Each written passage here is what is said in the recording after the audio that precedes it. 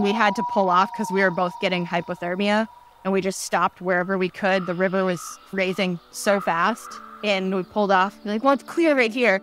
We're like, why is there a trail? There shouldn't be trails out here, and it's this clear grizzly bear trail. And like, screw it, we need somewhere. And we set up our tent right beside this trail. And as we're setting up our tent, these bears come out on another bear trail on the other side of the river. We're either going to die from hypothermia or we're going to die from bears. Let's make our choice.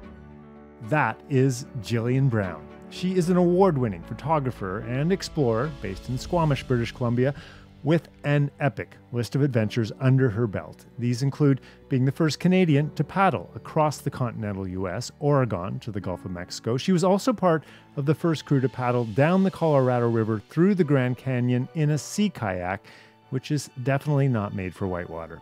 And as a survivor of trauma and abuse, she is a strong and vocal advocate for those suffering from PTSD, promoting the importance of a connection to nature as a tool for healing.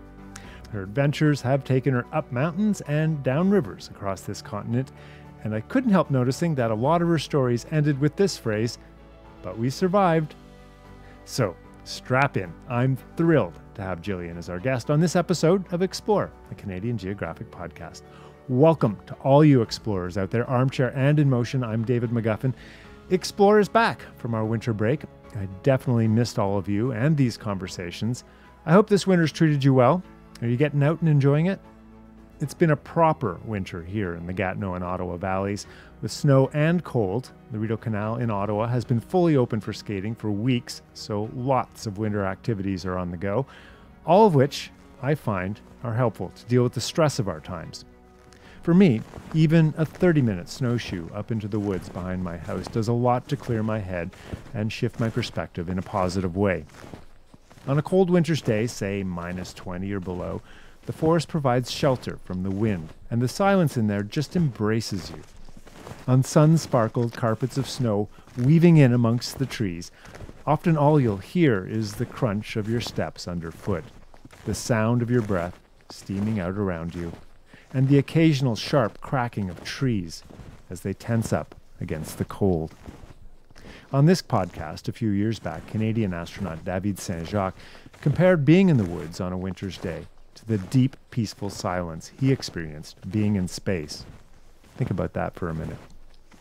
Moments like those help, in orbit or just out the back door.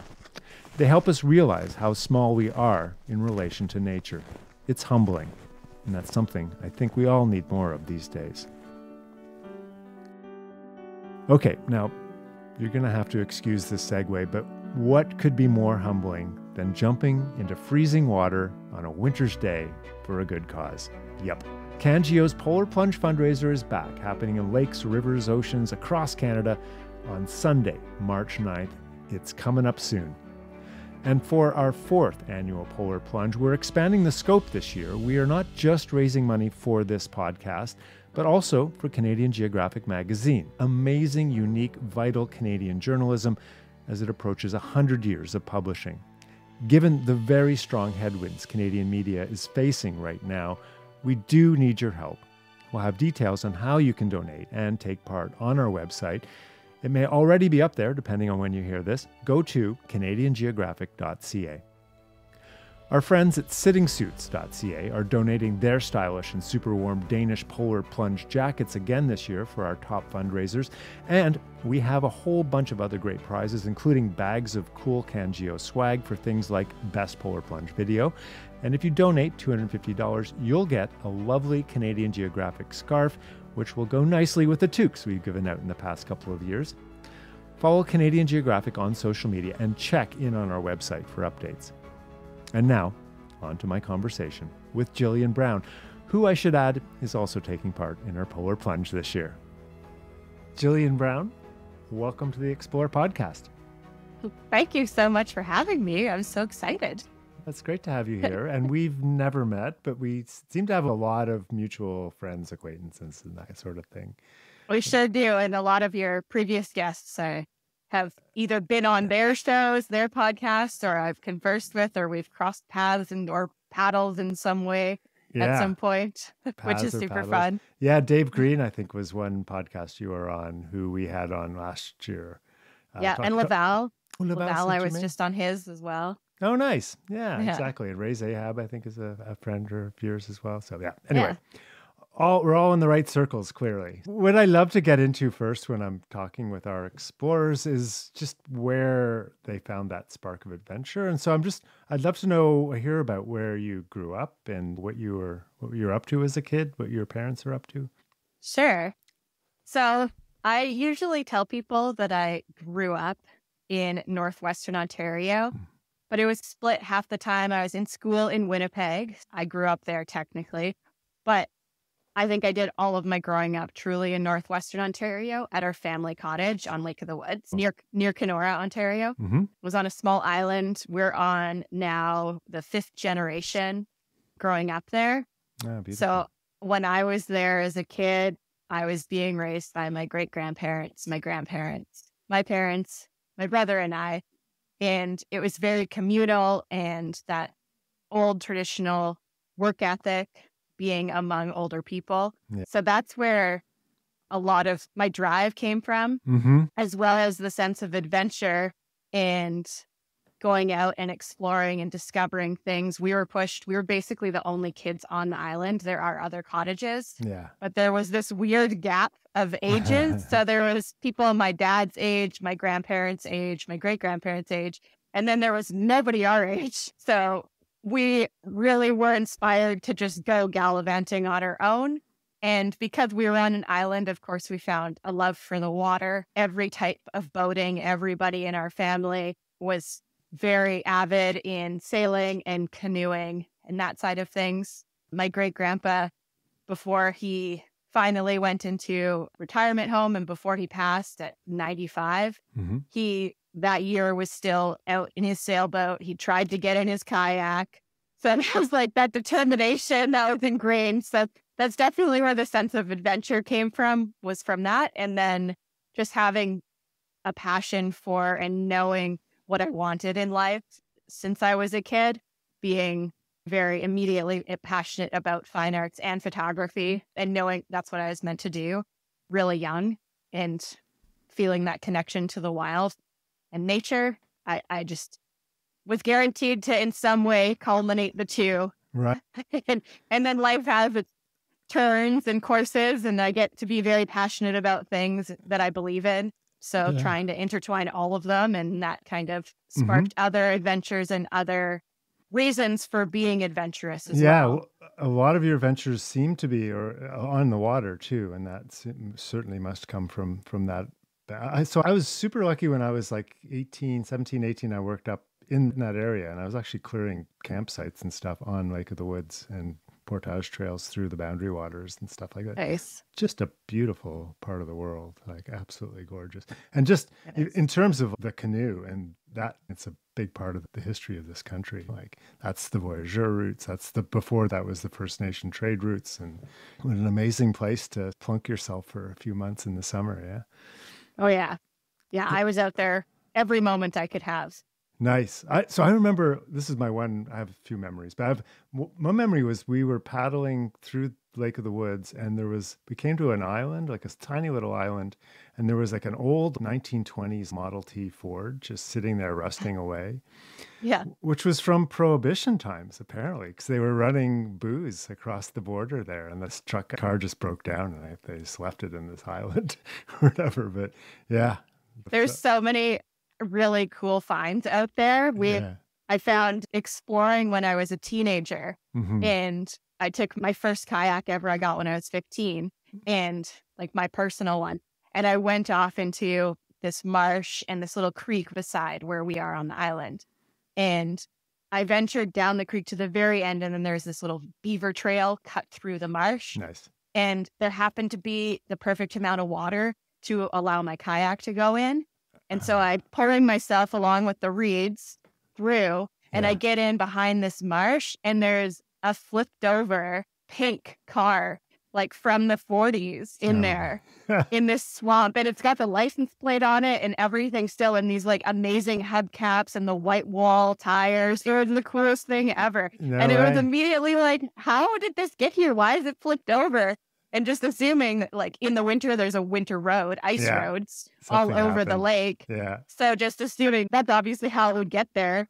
But yeah, amazing, just the coolest thing to find little stuff like that out in that area, and on any adventure, of course. That I've found some really neat finds on expeditions up north, as well as down along the Missouri and the Mississippi rivers. Yeah, some really cool things. Yeah, no, awesome.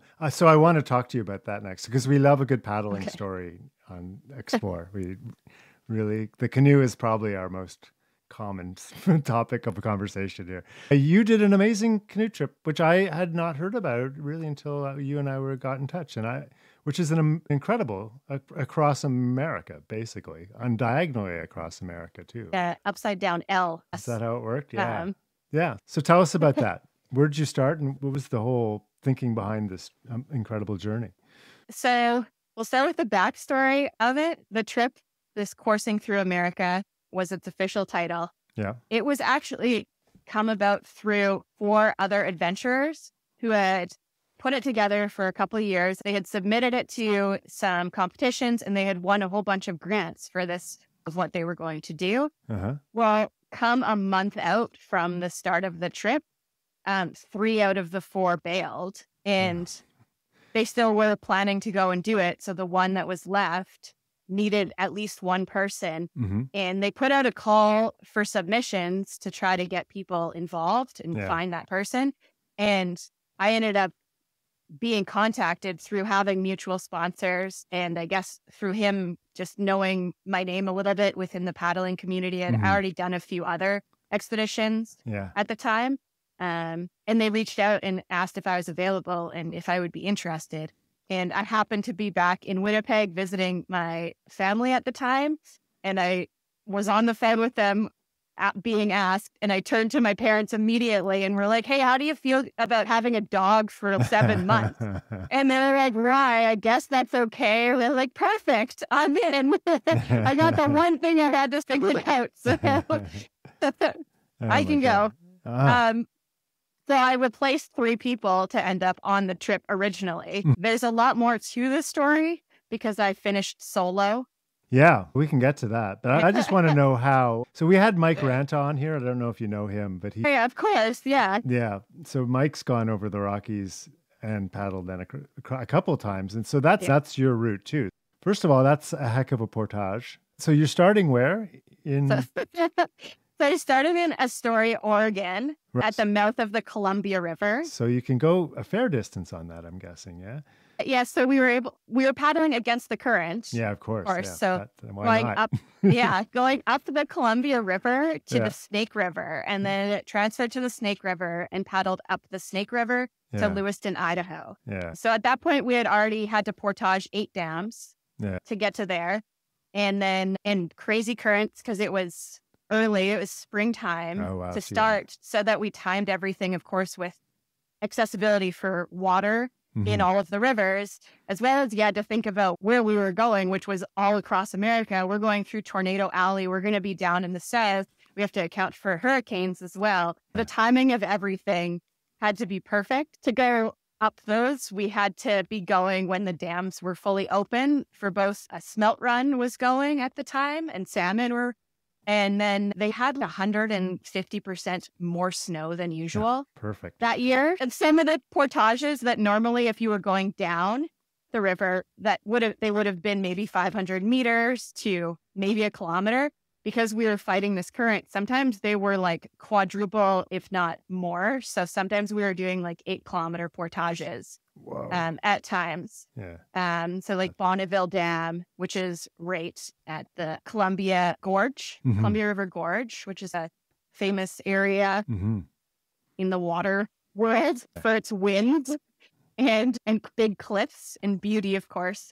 So that dam, it was like 16 kilometers long. I can feel that. Yes. And then after those two, after Columbia, Snake, we finished the Snake in Lewiston, Idaho. And from there, we transferred our setup and converted the canoe onto a cart, very similar to what Mike Ranta and as well David Jackson, who went along the 1 year, what they had done with their canoe. So you put it on like wheels and just allows for it to pull behind or push, however your setup is. Yeah. And typically you would put your gear in it. So we set up our canoe that way. And I had a backpack with gear and camera gear. And then we had some gear in the canoe.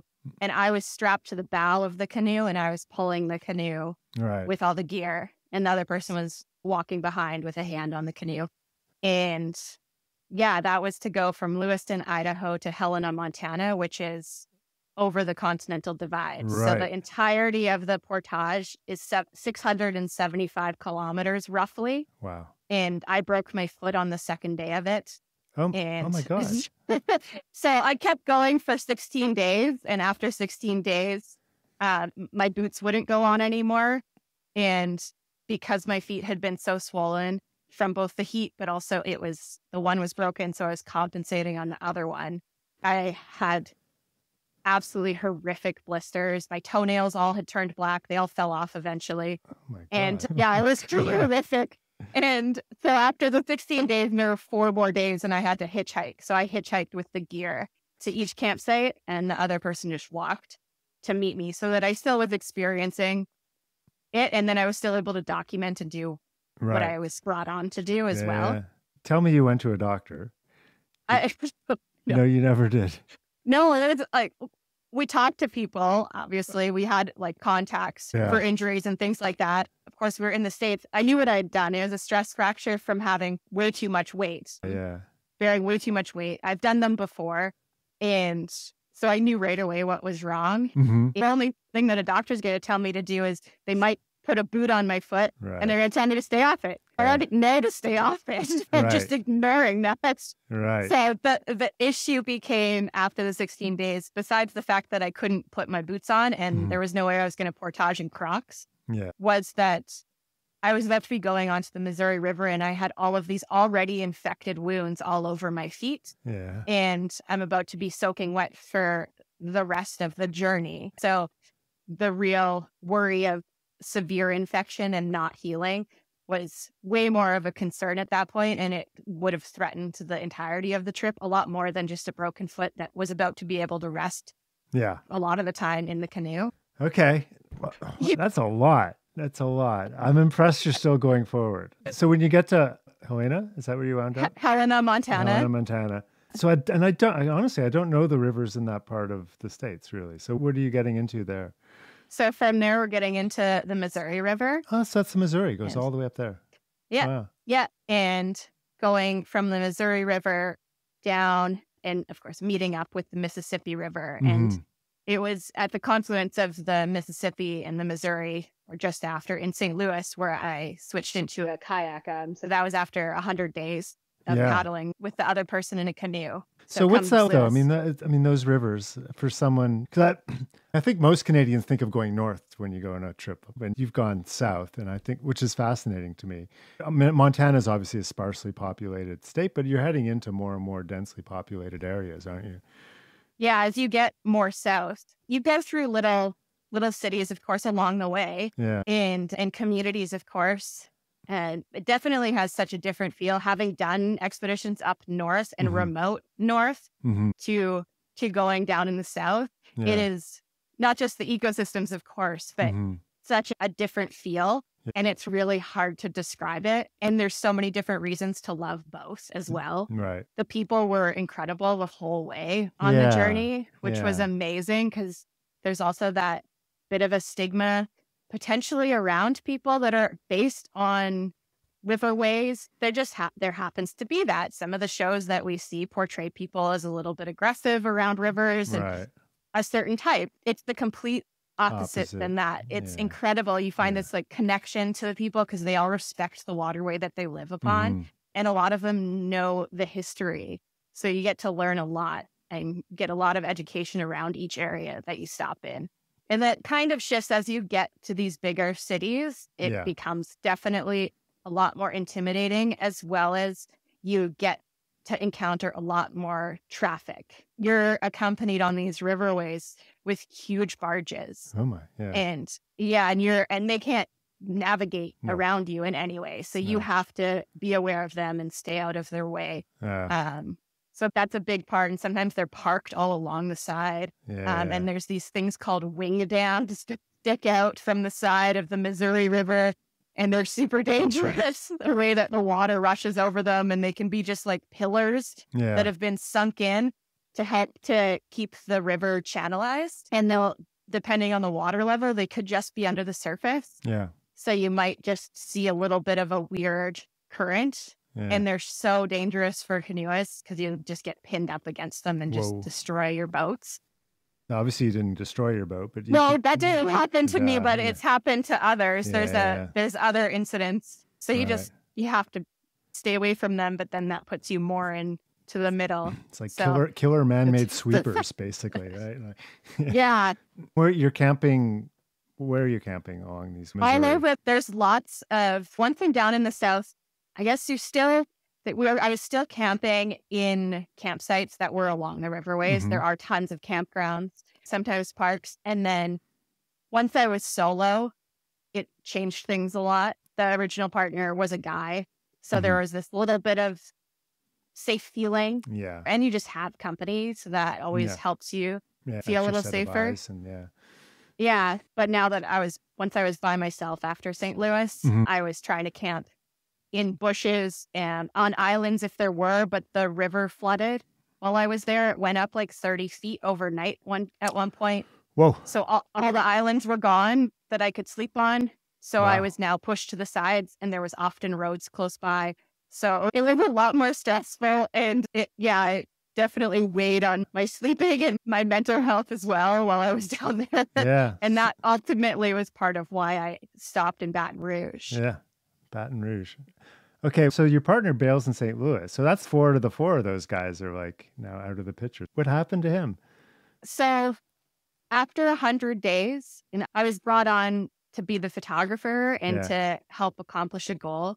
I was made to do a lot more than that. And there were some really not good encounters with the person. And just from my past and thinking of it as a job, I can move past those things and be like, I'm here for a job. Just ignore essentially that, separate the two. And anyways, there wasn't room for that person's ego and another person in the boat. So I put my paddle down and I contacted some of my other sponsors that I had worked with. And I arranged to have a kayak waiting for me and gear waiting for me, like my own tent and things in St. Louis. And I told him I was going to continue to do what I had signed on to do and document the journey, but I'm going to do it from a different boat. And all we can tell the sponsors and everyone that's following is I'm simply getting a different perspective on the trip. And that's why I'm in a different boat. We don't need to say anything else. And I got into the kayak and there was a bunch of other people that had joined at this point to paddle with us, including he got another person to join in the bow of the canoe, which also went horribly wrong. And he went through a couple other people. Unfortunately, they were treated just as poorly as I was, but for only a couple weeks. And I continued on with the group for a night. I think I stayed with them 2 nights. And then we were all invited to stay at one of their houses, which is just along the river. And they were going to give us like showers, home cooked meal. And I said, I'm going to take you up on that. I could use that. And I now am not fully tied to this person. I don't have to do what this person says anymore. And so he didn't want to. So him and the group went and camped and I stayed at this house. The next morning, I woke up to a text message saying, if you want to carry on your own. And I was just left by myself and I didn't have any GPS. I didn't have any safety equipment. I didn't have a radio. I didn't have the solar panels. He had all of that stuff. And I was just left in the middle of nowhere. So a stranger printed off maps for me to Baton Rouge from a library. So all I had was like paper maps. They had zoomed in and that's about 2 to 5 kilometers on each one. So I had about 100 pages of 8 by 10. So with me on paper, and that was my maps to carry on so I could base things off. And no water damage there, I'm sure, too, right? Yeah. So did they carry on or they just bailed? they did carry on. They got this other person for 2 weeks. And after 2 weeks, they abandoned them on the side of the river, crying, kicked them out. And then they got another person and carried on. Yeah, they went a different route than I did. They went the Atchafalaya, it's called, which is the original. And I went the main channel of the Mississippi that goes through Baton Rouge and then would have gone through New Orleans. Good for you for staking your ground and putting up your defenses, because that's a tough, we've talked about this on the podcast. Dave Green, actually, specifically, who got along very well and does get along very well with his paddling partner, but even your best friend can drive you crazy in a canoe, that kind of thing. And I've had it too, absolutely. And I'm one of those people and I'm sure other people who know me and have gone on trips with me, I'm so easygoing and I can separate things and I understand people getting frustrated and doing things differently, but I understand communicating and all of that too. And so I've never had any sort of real downfall, or I can just move past it and ignore it. It was that one was like, I was just abandoned. I didn't even have the option to be like, can we work this out or something? It was just, that's it, which then weighed really heavily on me, because then it put all this thoughts to me. Did I do something to deserve this? Because to me, you don't leave a man behind. And I actually ended up meeting up, paddling into 3 veterans that same day who were paddling the Mississippi River for warrior expeditions. Yeah, cool. And they took me in for a couple nights. And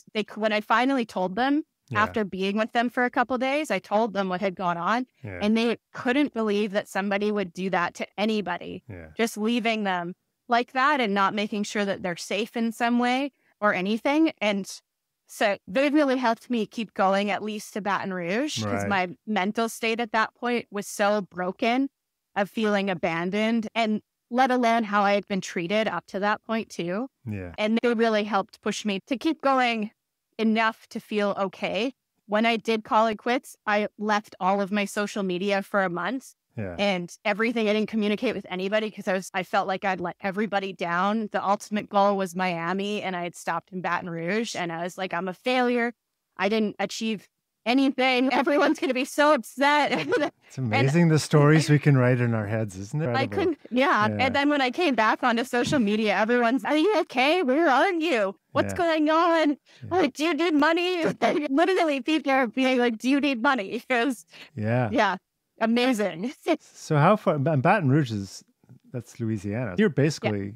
You're at the coast almost, right? Is that? Yeah. And the reason I stopped in Baton Rouge, for one, Hurricane Michael hit 5 days later. So it was probably a decision. And I had been in tropical storms for a long time, like consistently. It was still warm, but I was just soaked all the time. I had skin infections all over, from poison oak to bug bites all over, everything. And it didn't heal because you're in tropical storms all the time. Right. You're just wet.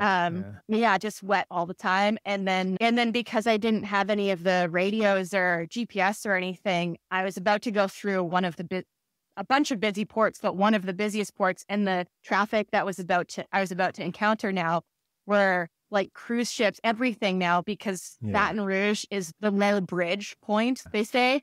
Past Baton Rouge, the barges can only be a certain size because of the low bridge. Right. Behind that is the port of Baton Rouge, and you get these huge oil tankers. You get everything coming up to there. Yeah. And so the navigation and the lack of ability to communicate, to me, was just totally not comfortable in any way for me to continue on. No, and then you're talking about open water paddling in the ocean, basically, too, which is a whole other kettle of fish, right? It's in the intercoastal waterway in the Gulf of Mexico.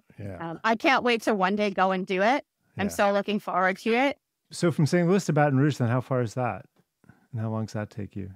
I separated on day 100, and I paddled to 150 days. So there were times where I took I took a couple of days off, and which was nice, because it was the first time I was able to actually take time to meet communities and go and experience culture, which was really amazing. So in Memphis, I spent a couple nights there, and got taken in by a bunch of locals and other incredible athletes like Dale Sanders, who has all the world records for the oldest person to do everything.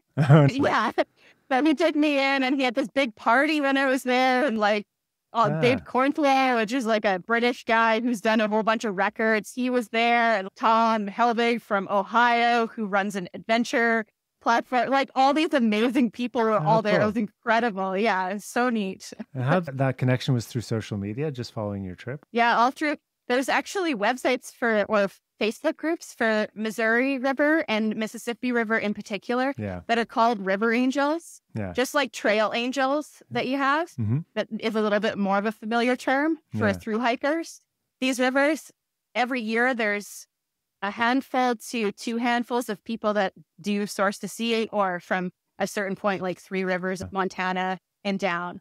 And so there's all these river angels and they communicate and they'll keep each other up to date on where people are in some way. If for myself, I wasn't writing on those groups. So people who I had already stayed with might post, she was just here, who can help her now? And stuff. And in Baton Rouge, I had to put a call out for help because I was at the side of the river and all these tropical storms were hitting and I couldn't see anything. And I was about to make that turn into the port of Baton Rouge. So I'm waiting for the storms to stop so I can at least see.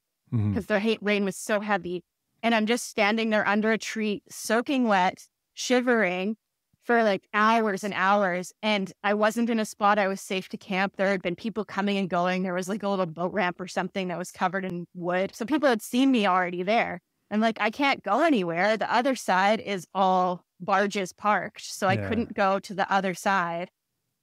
So I had to put a call out on Facebook for help for anybody in Baton Rouge. And this mother, Marilee Orr, who runs Louisiana Environmental Action Network, she saw and she sent her son to pick me up and they took me in for the night. And then she ultimately helped me to make the decision to stop there. River angels right there. Yeah. That's a river angel. So you sounds like you were very hard on yourself at the end of that trip and probably physically just beaten down. But I mean, looking back on it now, can you be impressed with yourself? Yeah, I'm excited by it. Yeah, I am. I'm frustrated by some of it, of course. There's so many photos, but I don't like supporting people that aren't necessarily kind to other people or put on a different face. I like people to be genuine and honest of who they are. I don't care if you're just be genuine if that's the type of person you are. And if that's the reason you're doing something, just be that way. So I don't want to share all of these photos of that part of it because I don't want to promote that. But I don't want another person, in particular a woman, to go through some of the things that how I was treated. But I also don't like talking bad about people. So I always try to just be nice and say that there was no more room for his ego and another in the boat. And that's it. And I don't say his name. And if people are that curious, they can go figure it out on their own and look it up. The thing you do is you just turn it into a novel and just deny that it's everyone keeps telling me to write a book. That's just, this adventure is just one. There's like a whole life journey. No kidding. No kidding. Exactly. Well, maybe that's it. Maybe this is a chapter in a bigger thing. So it doesn't have to be the main focus. So you talked about paddling up north in the Arctic. Is that right? Have you?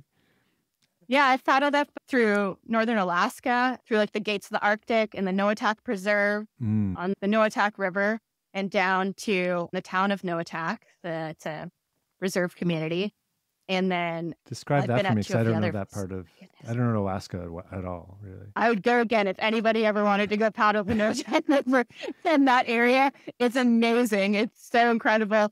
We had planned this. Again, I was asked to accompany somebody who had no paddling abilities but wanted to go and do mountaineering, and was like, "This is a great way to access it, pathcraft, and you know what you're doing, so you can come along." And we got there. It was all planned out for weather windows to see the caribou. Nice. And we got there. And this trip ended up being Alaska, Yukon, and British Columbia. And it ended up being 50 days. Wow. And in 50 days, we had 45 days of rain. It was so bad. No. My worst weather fought with blizzards, all sorts of things. And so the Noatak River completely flooded.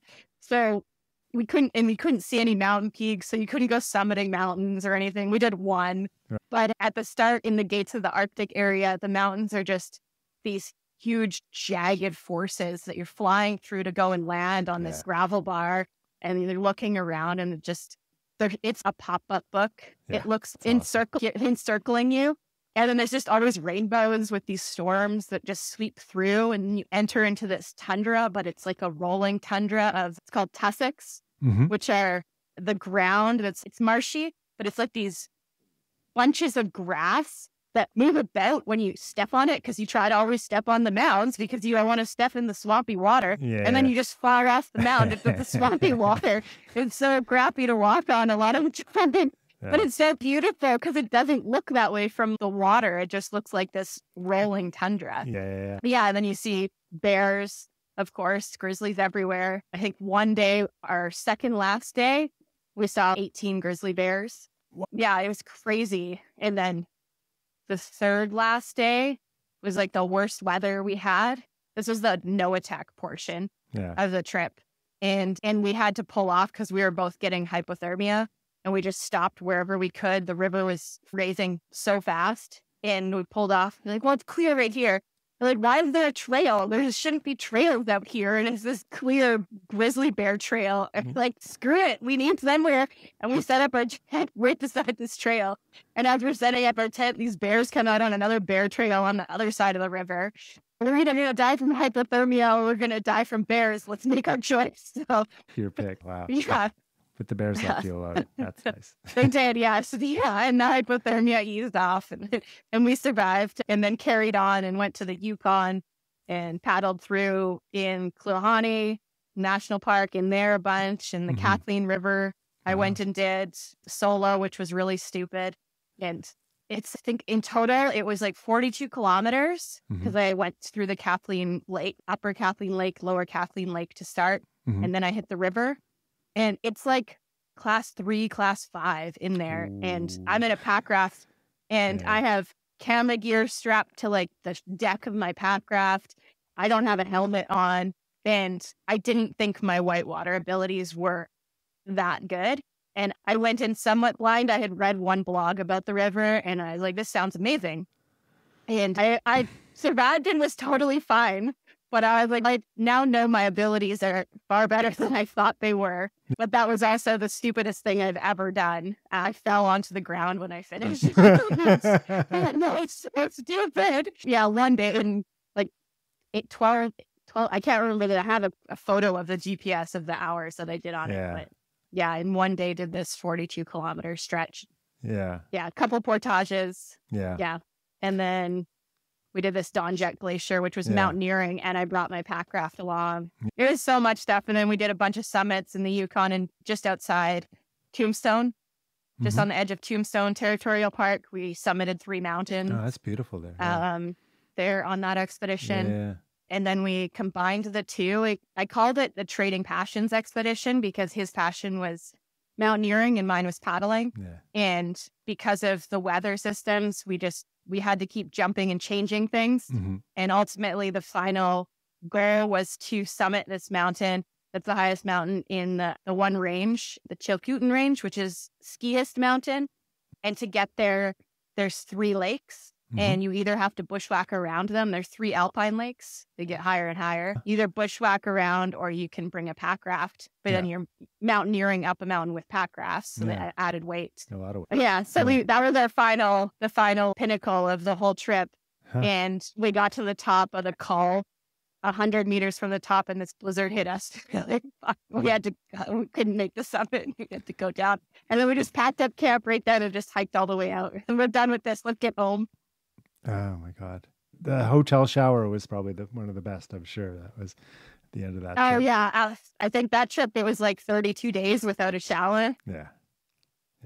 Those first showers, there's hard to beat. Yeah. Hot water. My God. Yeah. Yeah. Hot water, a crunchy salad. I'm all about the texture. Oh, right. Getting texture in my food afterwards. It's not like meat or like junk food. It's just having crunchy, fresh food. It's all I crave. So you do a lot of these trips you're doing as a photographer, going on the expedition or supporting the expedition in that way. Is that? Yeah. And then in some way bringing, of course, paddling abilities. Yeah. So the Grand Canyon one, they needed a replacement partner as well. And they knew that I could paddle. and they wanted it documented because it was to be a world first. Yeah. So tell us about that, because that is very cool. So that was Jamie Shubb, who's an amazing adventurer. He has a bunch of incredible accomplishments. I think right now he's sailing to Antarctica. As one does, yeah. Yeah, he circumnavigated Svalbard. Him and his team were the first to do that up in Norway with the polar bears. So he's incredible. He does amazing things. And he needed a replacement partner a week out from doing this trip of taking a tandem sea kayak down the Colorado River through the Grand Canyon, which nobody had done because it's not the boat that you take down whitewater. No. And so we had this 22-foot long Passat Steward kayak. It's fiberglass and self-supported for it. And yeah, the goal was to show, or his goal was to show the diversity and the versatility of a tandem sea kayak. So he was taking this boat on a bunch of different trips, and this was one of them. So how was that in the rapids? Because it's so long and so heavy, you can't maneuver it like you can a whitewater boat or a raft. Yeah. So you got to pick your line and then try to and you're like, okay, let's hope for the best. And you can utilize some of the features like a whirlpool if you can catch your tail. It might help move you a little bit. Yeah. But yeah, typically it was just like we're going straight through other waves, and these waves there's a photo of the kayak and us, and we're entering this wave, and the wave takes the entire boat into it. And you can just see about 4 inches of the bow sticking out the one side of the wave. And you can see our little post that has a GoPro on it out the back. And that's how big these waves are. We're all inside the wave, and we're still upright inside the wave and just shoot through it.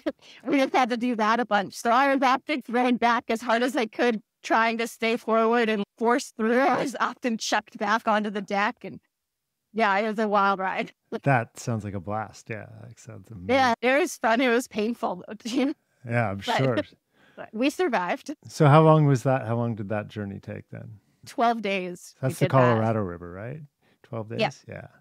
Yeah, we did it really fast. I would recommend if anybody wants to go down and do a trip on the Colorado, do the typical tour trips are 21 to 28 days. Yeah. We were one of the crews that put in for a lottery ticket. So that's you have to put in a lottery system if you're going to go not with a tour company. And so we had put in a lottery, or the team had put in for a lottery, and then you pick your date. And the most available dates are in winter. So we were there in wintertime doing it. Temperatures were like what? We actually had really nice weather that year. So I don't know, 10 degrees or so, or if not warmer. It wasn't bad at all. The year before, some of the crew had done it. Playboats, or one of them did a sea kayak, and all their gear was freezing. We were lucky. Totally lucky. Obviously, you're an amazing photographer. You've won awards, and your love of nature is like so clear. And I know you're also you're very upfront about mental health as well, and the importance of nature for that. And I'm just wondering, obviously, if you can talk a bit about the trauma you went through, and then what nature did for you, because I'm such a big believer in the power of nature and healing in all ways. If it wasn't for my sled dogs at the time, I wouldn't be here. They were all rescued sled dogs, and as much as I rescued them, they completely saved my life at that time. Going back to the very start of our conversation, how I said that my drive for exploring has changed, and it has been pushed and pulled in different directions. I got in a relationship that ultimately ended up being abusive for quite an extended period of time. And we started a dog sled business together and rescued sled dogs and did all of these things. And we had this amazing life. And I had to leave all of that behind in order to escape to safety. Yeah. And in doing that, I had to be homeless. I had been hiding $300 in my camera bag. And I knew that was enough money to give me gas money to get far enough away. And so I was in Golden at the time, and it took me back to Squamish, where I am now. Right. It's all in British Columbia. Yeah. Yeah. So you had $300 in the car, and that was it. So you were basically living in your car for a while. Is that? Yeah. I had what I could put in my car, which was, I took my camera equipment, and I took anything that I could use for photography. So I was doing lots of family photos and things like that. So I brought anything that I used for that, so props and stuff, so that I could do something when I got to wherever I was going. Right. And some old tent. Yeah. And I set that up in the woods and lived in this tent for 7 months, I think. No way. Wow. And how was that? What was that time like for you? The first month was extremely hard because I was still dealing with everything. I was still dealing with the person. And after a month that subsided. Yeah. And I started to have every emotion. This is how I describe it all the time. Now that I was not in that adrenaline filled life. Yeah. And not in fight, flight, freeze anymore after 5.5 years. Yeah. I had every emotion imploding and exploding at once is the best way to describe it. And so I was absolutely terrified. And I went to the river and I contemplated suicide in the river. And I had taken one of my dogs, which wasn't related to the dog sled company. And so I had my dog with me at the time and I looked at her and she just looked up at me and took her back to the tent, tied her to a tree. And I went to a therapist right away. And it was the only time I ever went because it didn't connect to me at the time where I was at. Yeah. But it was where I heard the term and diagnosis of PTSD for the first time. And it was just, sounds like you have PTSD, come back next week. And I was sent left to go back to being homeless. And it was like this person didn't care and they were just going back to their family, their beautiful family that had a picture on her desk and stuff. And so I got back to my tent, I grabbed my dog and I let her off leash and I just followed her around and hiked around. And I did that day in, day out. And I started to feel better. I did like a long time I was doing that. And that's all I would do is just hike following my dog. Yeah. And I started to realize that I started to feel better because I wasn't thinking about what I had been through and I wasn't worried about what was to come. I was just thinking about, I wonder what we're going to see next. I wonder what we're following. Where are we going? And I was completely encompassed in that moment. Yeah. And it allowed a lot of healing. And I started to bathe in the same river that I had contemplated suicide in. Right. And ultimately, I kept going to that river, even though I had to drive to it every day. Yeah. For years and years after, every single day, I would still go to that river and I would wash my face or I would go and swim in the river up until 4 years ago. So this is a cold for river? Oh, yeah. Like glacier fed rivers. Because there's tons of studies too about depression and cold water plunging and just huge healing benefits of that. Yeah. The parasympathetic nerve connected to the nervous system. It's like the nerve that connects to and traps us in fight, flight, or freeze. It can get stuck essentially. Yeah. And cold water, whether it's on your face, if you can just do your face, there's so many nerves in your face that it can actually help to kind of bind that stuck feeling and allow some calmness. So I still to this day, every single morning, go and wash my face in a river to start my day, just to reset. And there's been times where I've fluctuated and I've gone and had to do full body dips or done full body dips. In the summer, I do full just because I have the accessibility a little bit more, not because I'm more depressed than anything. But anyway. Yeah, so that was like a big thing. And being in the tent, you asked how that was. Ultimately, I couldn't have been in a better place for me to heal. Yeah. I needed to be, my family has always been there. They're not based in British Columbia, so their access to them was a little different. But they would have helped me no matter what. But I needed to do everything on my own and find my tools to moving past everything because I can't walk through life holding somebody's hand. So that being in the tent and being homeless ultimately was the best thing for me to heal. Yeah. And so what was the point where you like walked into town and made the shift to where you are now? I still was going into town, but after 7 months, it started to be rainy season and people that I had met along the way started to not like that for me. So I was given this 65-year-old who I had met years prior, and I called him an uncle. In town here, he had sold his house, but he kept an apartment and it was under this bar in Squamish and was like, there's no way I'm letting you, now that I know, go back to a tent. You're staying there. So he gave me the room in the place. He gave me the bedroom. So I had somewhere to stay and I was living there for a month. because of the pouring rain. Yeah. So I was no longer in a tent.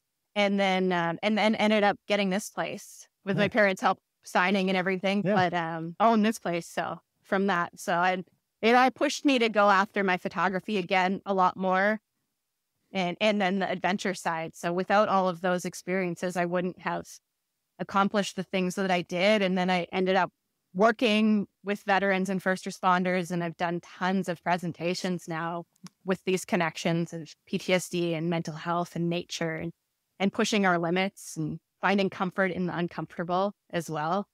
Yeah, it's amazing to be able to come through the other side and actually to be able to give back. When you think about someone like that guy giving you an apartment, and I think it's so lovely to hear, because I think we're in a period right now where people are very down on a lot of things going on our planet. But it is worth remembering that the human connection is strong still. Like, it really is. And it's so much positive can be done through that, and not through social media. To be fair, social media can do it too in some ways. There's ways about it. When I was paddling, when I was on that America trip, and I ended up by myself, and people saw, because I was sharing so much honesty other than why I was solo. Yeah. I was sharing the hardships, and I showed my skin and stuff. And some people were like, "Ain't no way, girl, I'm letting you sleep on the side of the river." I'm trying to do some sort of accent, because I was imagining there was an accent there. And they would put me up in hotels in places, in a place called Natchez. People bought me meals. People found us while we were portaging over the Great Divide. They heard about us on the radio, and they would find us and give us like money and stuff to go get a coffee next time you're in a town. Or It was amazing. People are so much better than we believe. The problem is that we're watching the news, and all we're seeing is the negative impact of people. Right.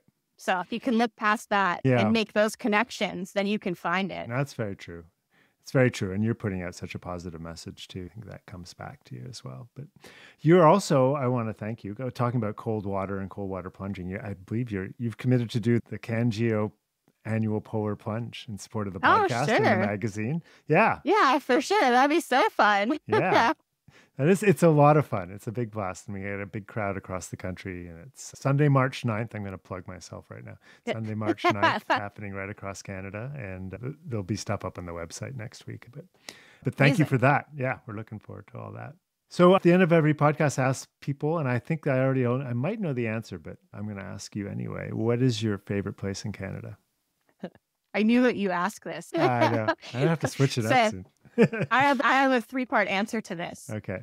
So I am going to say I love every community that's within a backcountry, because that are based along waterways in particular, because the connection that you can make with the people is exponential, and it can completely make your expedition or your adventure or your trip to those areas.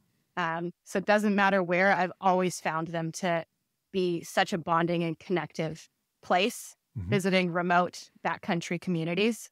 And then my favorite place for connecting to wildlife would be Jasper National Park. And it's because people can make such a genuine connection to wildlife that they otherwise would only see in a magazine. So the availability for everyone to see and make that connection, which, if we want to protect places, which I fully believe in, protecting our wildlife and our natural places, because they're so important for not just nature, but for ourselves.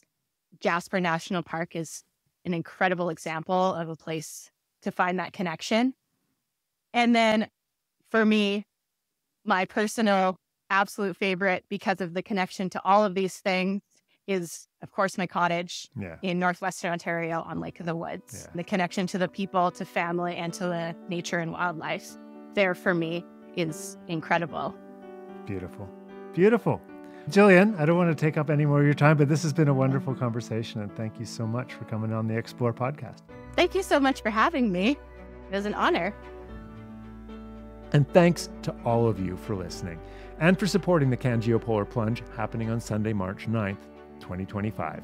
We literally can't do this podcast without the donations we get for this annual fundraiser. So my gratitude for your support is heartfelt.